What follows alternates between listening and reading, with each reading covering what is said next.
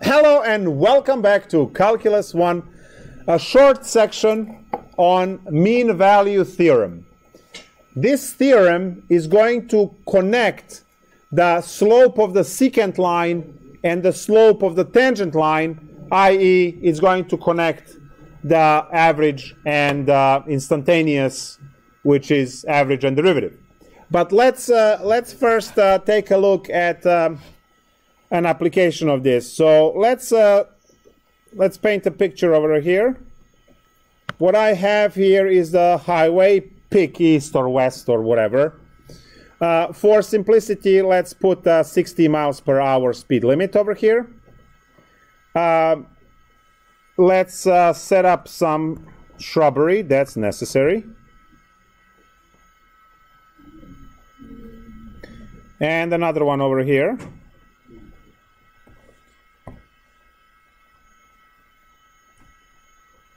Let's set up these guys that are waiting in the shrubbery or behind the shrubbery.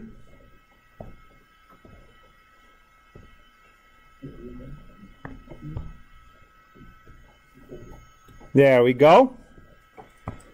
Let's say they are using the ancient technology of X-band. And let's say that you invested in a $400 radar detector. Oh, I see many of you are like, yeah, hell yeah. Let's see how useless they are.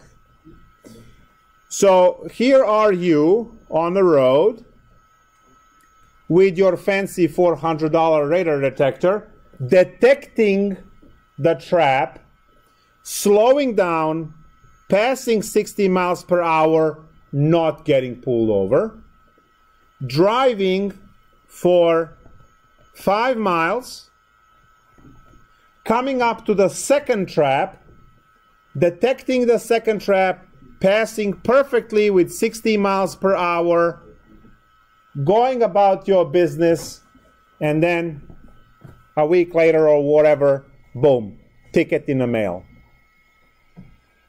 Right? Right. Good. So generally, when I have a full class, about 25 to 30, yeah, it's there. Someone is there. So now, what happened?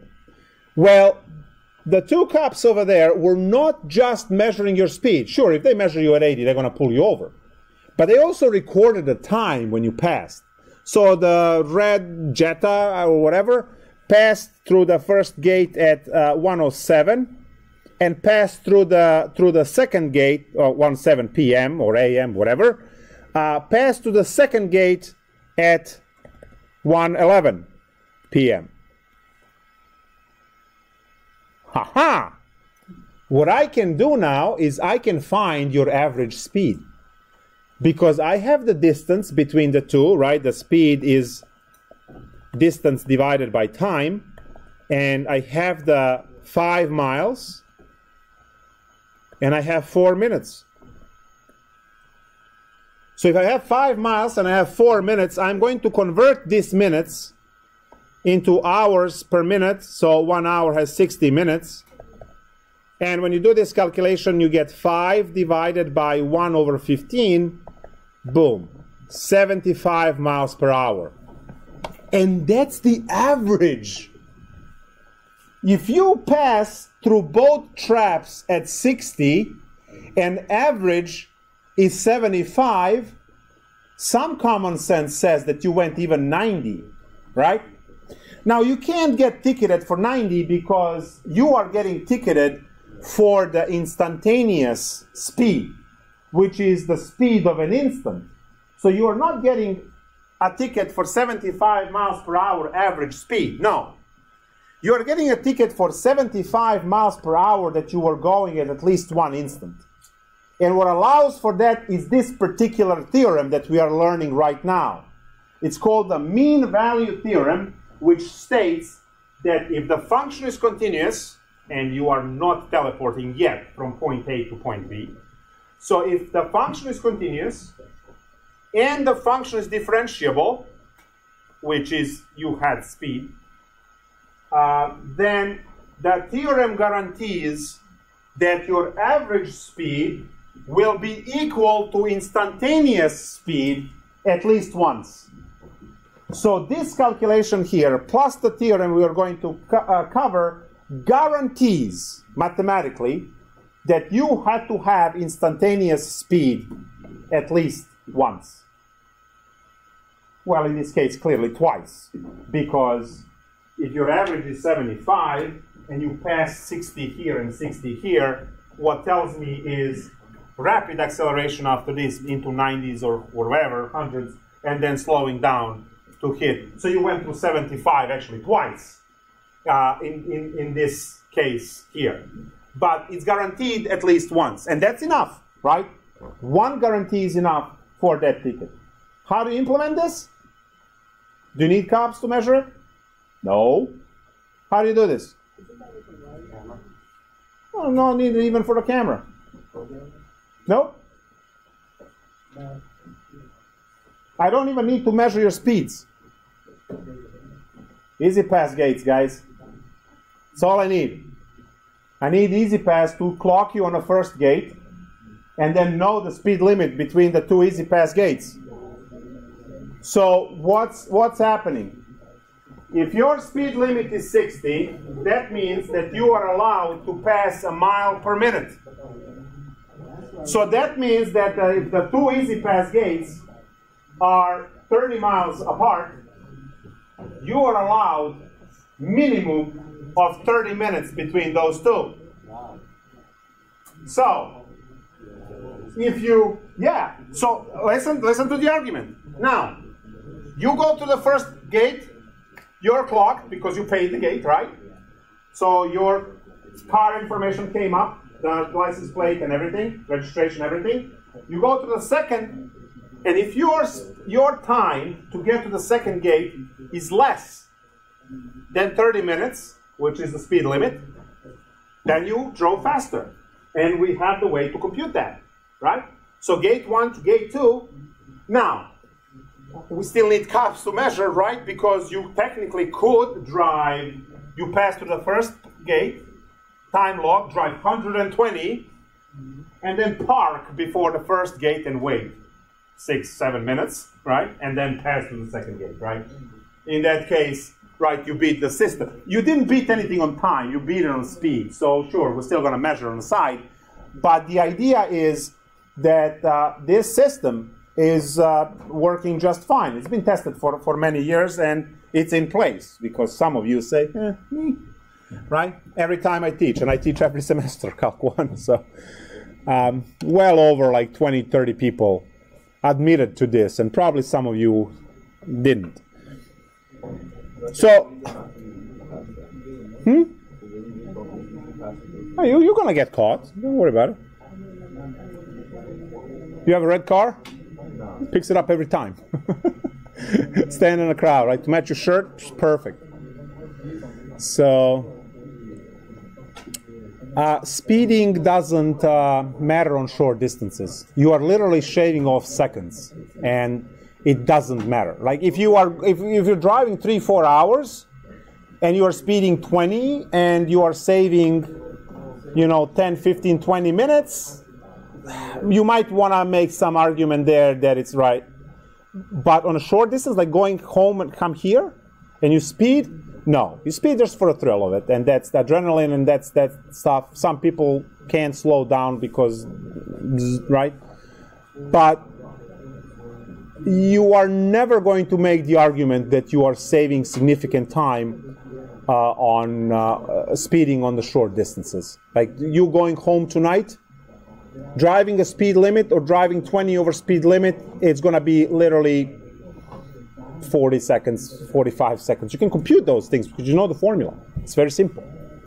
So nothing. You save nothing and you risk, right? Driving over 20-something miles per hour, like in 35, you drive 50-something. It's like 5-point tickets plus like whatever $100, $200 why, right? So it doesn't save you any money or anything. What happened?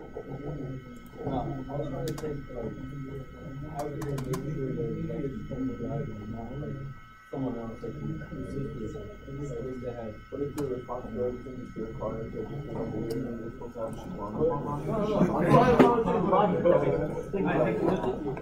So let's write the theorem and look at one of the problems and call it a day.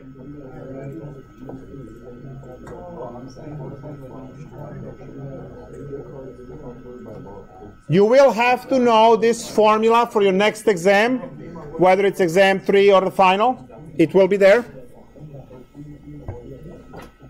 So, if f is continuous on closed interval AB and differentiable on open interval AB, then there is at least one point C in AB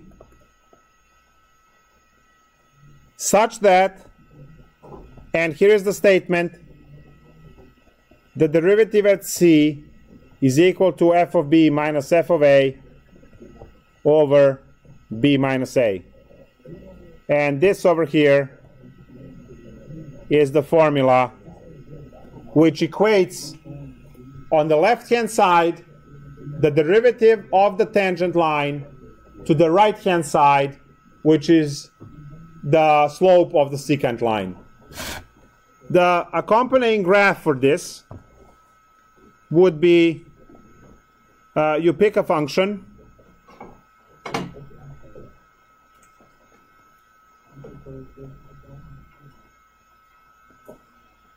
so here are your a and b, and here's your c, and you see that the slope of the tangent line, m tangent, is equal to m secant because these two are, so m tangent is equal to m secant because they are parallel lines. Parallel lines have the same slope, right? Right. So you can calculate the average, and then you can use that average to calculate the location on x-axis where you are guaranteed to have the same slope. So let's do one of the, you've seen the applied problem right up there. So you are getting ticketed over here. The idea is to say that the average speed of 75 miles per hour is the same as instantaneous speed of 75 miles per hour because of the theorem below. And you are getting ticketed for the instantaneous speed, not the average one. So that's that. Now what we are going to do here is one of the basic problems with just calculations to make sure that you understand that, and we're done. So let's take a look at problem 20. They're asking you to consider the function f of x equals ln 2x on the interval 1 to e. So find c so that average is equal to instantaneous. Great. Let's set this up. First off, I know I'll need the derivative. So what's the derivative of ln 2x? Very good.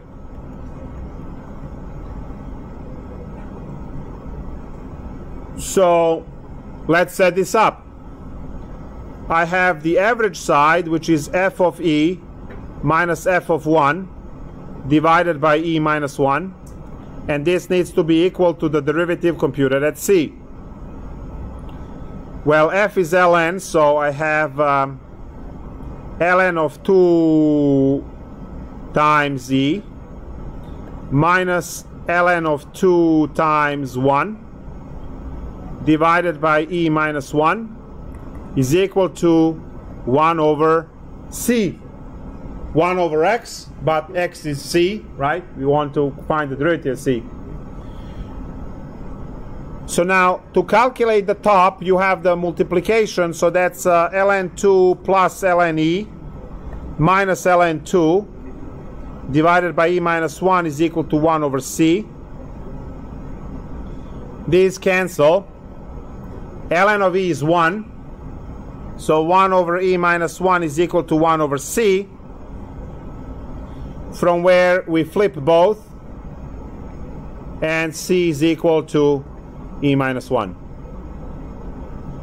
So at x equals e minus 1, which is like 1.7, we have m tangent equal to m secant. So we are able to find the value.